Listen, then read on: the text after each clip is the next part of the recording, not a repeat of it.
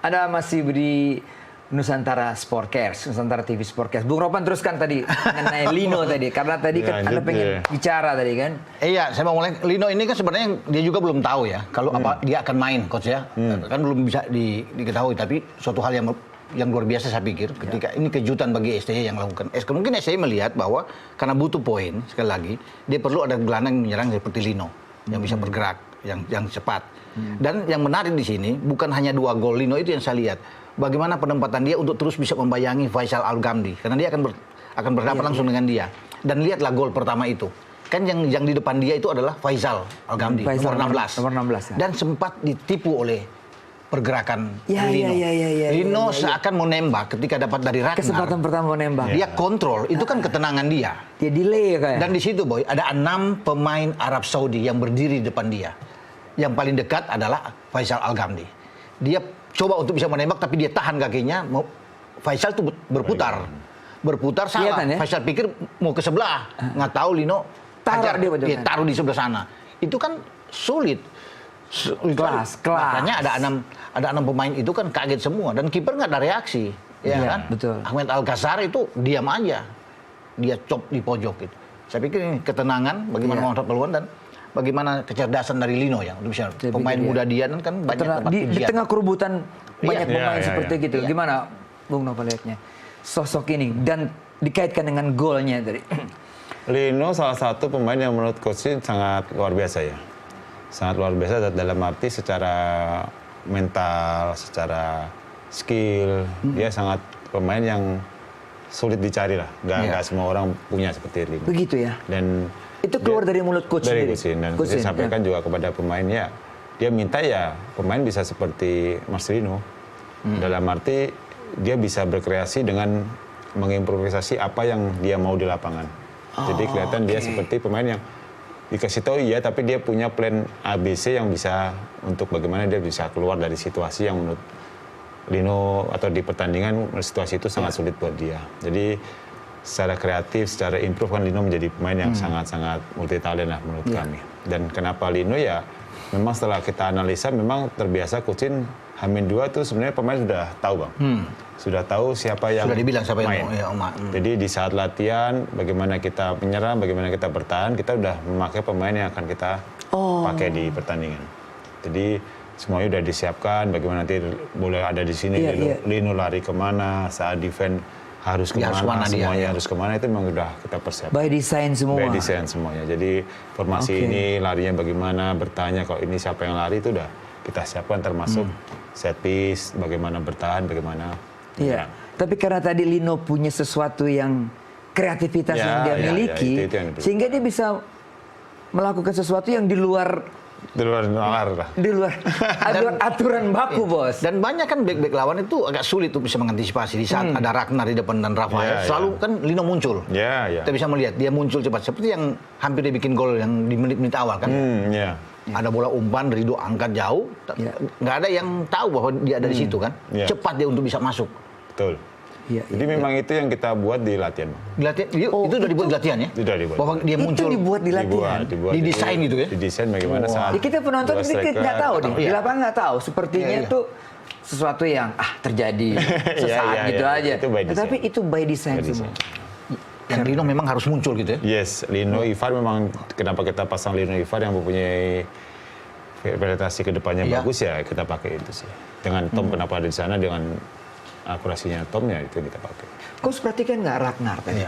Bagaimana dia melakukan penetrasi kiri dan kecerdikannya bukan mengumpan kepada Struijk dan Sandy Walsh yang ada di depan gawang, tapi menarik ke Lino. Tapi kan dia kan ketika dia penetrasi ke dalam kan dia lihat posisi Lino. Betul.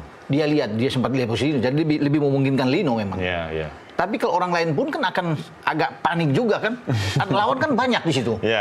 Tapi kan anak ini tenang gitu. Dia kontrol bola, makanya dia masih bisa gara dengan satu tembakan itu bisa memutar bagi Faisal kan. Itu nggak gampang. Nggak gampang itu.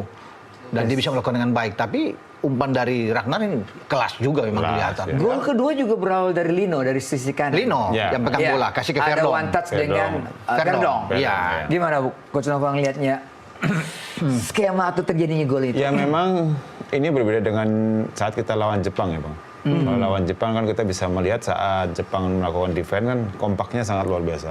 Hampir 10 pemain semua bisa turun di sepertiga daerah mereka sendiri. Tetapi berbeda dengan Arab Saudi, memang setelah kita analisa, memang saat defense banyak gap yang terjadi di antara pemain belakang sama tengah. Oh gitu. Jadi itu yang kita lihat, dan antisipasi kita apa di saat crossing, ya crossing bukan hanya ke depan, tapi kita harus lihat bola-bola cutback. Dan itu yang dilakukan, dan 2 gol kemarin kan bola dari cutback. Dan itu memang sudah kita rencanakan. Luar biasa memang. Iya. 2 sayap kita, Bang. Iya. Verdong dan Sandy Walsh. Terutama Verdong sudah lah, nggak ada obatnya. Nggak ada obatnya. Itu nggak ada obat katanya. Coach bilang Verdong nggak ada obatnya. Nggak ada obatnya. Mantap pokoknya. Tapi upaya dia ya Coach, bisa masuk sampai ke dalam itu dan memberikan kepada Lino ya. Iya. Luar biasa dia. Makanya dia melompat begitu gol itu. Memang Verdong saat datang pertama kali, saya jujur nggak pernah lihat dia main. Oh gitu. Jujur ya, mungkin kalau coachin dari tim Manales pernah lihat. Jujur saya nggak pernah lihat, tapi setelah melihat Verdong latihan pertama kali, 2 kali, saya bilang, wah ini cocok banget buat kita dah. Cocok banget. Dari crossingnya, dari passingnya, dari ketenangan dia, walaupun secara postur dia kurang, dia loncat juga tinggi, itu menurut saya akan sangat membantu tim nasional saat ini. Dan buktinya sekarang kita bisa lihat ya, waktu lawan Arab, Verdong sih menjadi salah satu pemain terbaik kemarin sih saya bilang. Karena dari dia bertahan, menyerang, dan ketenangan dia itu yang sangat berbeda dengan yang lainnya. Termasuk lawan Jepang sebenarnya Verdong menjadi pemain yang secara top performer nggak ada masalah. Emang nggak ada obat ya. Hampir setiap pertandingan ya, bermain Verdong. bagus sekali tuh. Makanya nggak tergantikan ya itu. Ya itu. Tapi Sandy Walsh juga bermain brilian semua. Waktu lawan Arab Saudi ini ya, Betul. Bung Nov ya.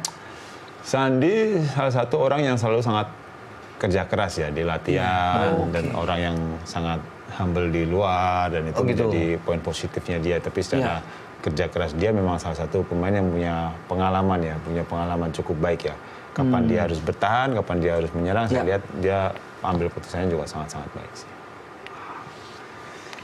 3 back kita, Bung Ropan. Iya. Hapner, Rido, Jaitses. Ini tiga bermain luar biasa saya pikir kemarin ya. Luar biasa nih. Membayangkan pertarungan duel bola sayap, mereka duel Hapner terutama ya. Berduel dengan ujung tombaknya Arab Saudi juga tinggi besar gitu. Albrikan ya. Faris Albrikan ya. Gimana Bung Ropan? Bagus memang 3 bermain. Menjaga lawan, menjaga daerah, itu oke kalau kita bisa melihat. Kan koordinasi mereka yang paling penting kan, komunikasi di antara bertiga itu, dan berjalan dengan sangat baik. Betul. Itu bisa clean sheet itu, lawan Arab.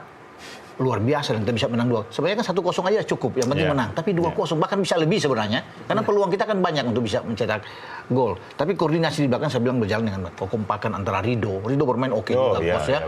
Salah satu pemain terbaik kita. Jai, leadership dia memimpin setiap apa dia yang masuk ke wasit. Kita ini sering ngomongin Rido nih. Setiap pertemuan kalau bahas ini Rido.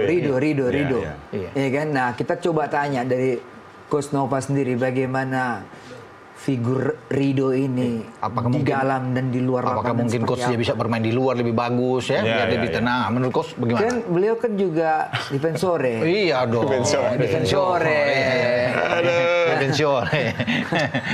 Rido salah satu pemain yang menurut saya sangat stabil. Sangat stabil. Poin yang bagus. Ya, stabil. dalam arti Rido adalah salah satu pemain yang cukup lama bersama dengan Coach Shin. Iya.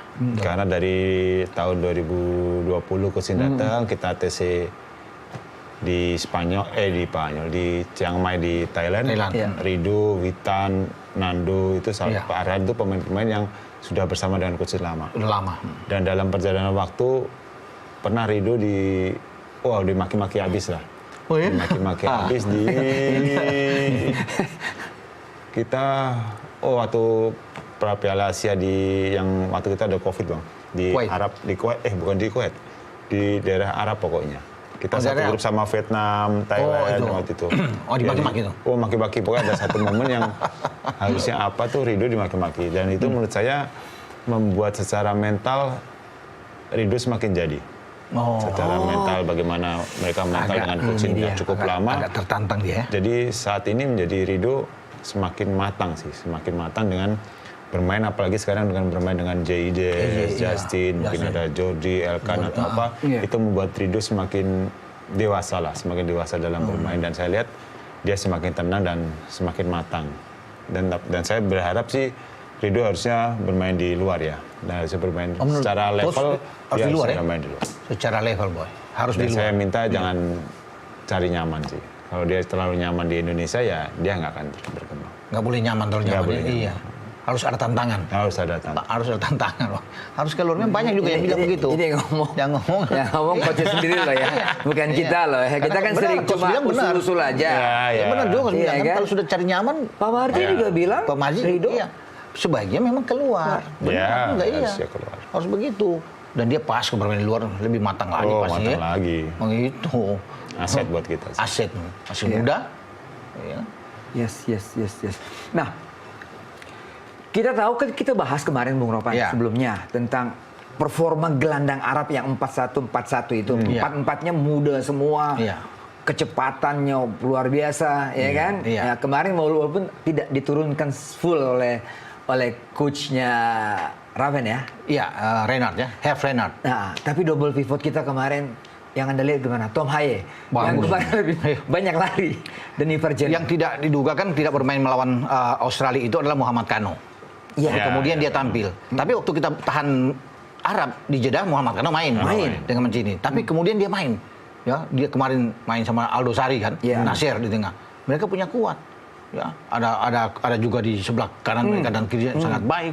Ya, Al-Katani yang main bagus di kiri. Ada Hanefi yang juga bermain di gelandang. Tapi yang paling kuat di antara mereka, coach yang saya lihat adalah peranan dari Muhammad Kano. Karena dia kan jaga distribusi bola yang bagus pengatur. Sama Nasir. Syutingnya juga. Kenapa Arab nggak berkembang di sini? Dan mereka hanya punya 3 on target, walaupun ada 23 tembakan yang mereka lancarkan. 3 on target? Hanya 3 on target, tidak ada gol. Kita kan ada 6 on target. Dari hanya 13 tembakan, lebih efisien. Itu yang diakui oleh Renard. Tapi mereka tidak berkembang di tengah karena peran Tom dan Ivor bermain bagus sekali, mengunci Nasir dan juga dengan Muhammad Kano, sehingga bola-bola ke depan ke Faris Albrikan nggak jalan, walaupun Abdullah Latif juga masuk nggak bisa bikin apa-apa. Untuk bisa Al-Seri juga ikut masuk penyerang mereka nggak bisa ini karena terbentur dengan mereka nggak bisa masuk lebih jauh ke dalam. Ya, karena Jenner bermain luar biasa, saya senang sekali dia bermain. Selain terlepas semua sih main oke, semua main bagus, tapi Jenner di tengah tuh memainkan. Makanya saya lihat ketika dia tidak diganti Banjar. Memang bagus bermain. Endurance-nya juga bagus di mana-mana kan. Dan saya jarang lihat kalau sepanjang pertandingan sebelum ditarik keluar ya. Tom Haye itu berlari terus. Baru saya dengar dari coach bilang memang disuruh untuk lari terus, bergerak terus. Oh iya, wah baru saya lihat di mana-mana kita benar itu Tom lari tuh. Itu Tom kan. Iya kan? Kita baru tadi malam benar. Kita nonton. Lari lu dia. Lari terus. Lari terus kejar pemain. Dia kejar terus, Bang. Itu wah agak beda dia bermain. Rupanya saya udah harus bergerak. Coach Nova, kita break dulu. Kita disuruh break dulu ya. Siap. Kita lanjutkan lagi setelah pariwara berikut ini.